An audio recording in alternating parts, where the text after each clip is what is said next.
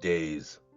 As usual, I was exhausted after yet another long day at work at an unimportant job in an unimportant place. I have a big social circle of friends and family. Christmas holidays were coming up. I had lots of traveling and festivity related preparations that had to be done by morning. Of course, I had to do them all at the last minute because that's what the cool kids do, which meant I didn't get home until very late.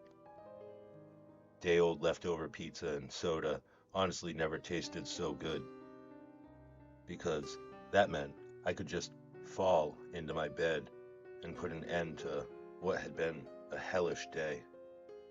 Thankfully, as the tired old cliche goes, I was out like a light,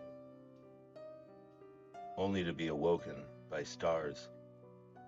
Stars that continued to dance in my vision as my panic stricken mind raced to process my surroundings, as well as answer the most obvious questions. Where was I?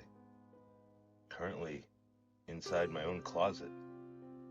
How did I get there? My body tells me that I'd been thrown. By what? And my eyes found the impossibility currently standing at the side of my bed, slightly bent at an angle as if it needed to do so to be able to toss me from my bed, when it shouldn't have been capable because it lacked the appendages. At least it should.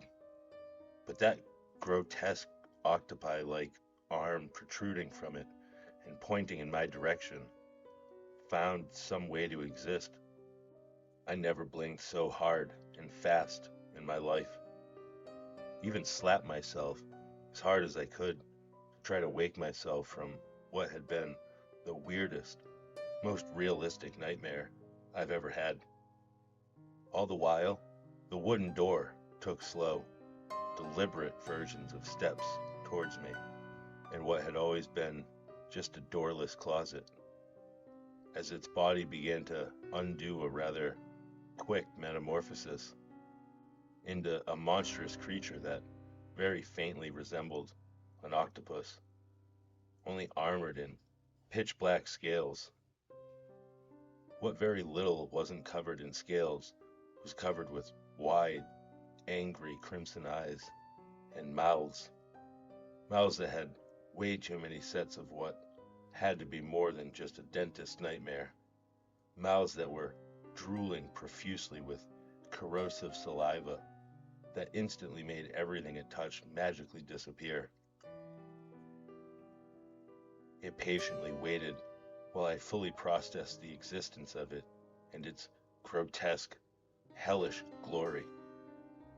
Waited longer still for me to realize it had somehow managed to drag its room-encompassing bulk until it became the figurative and literal door barring me from freedom without my notice.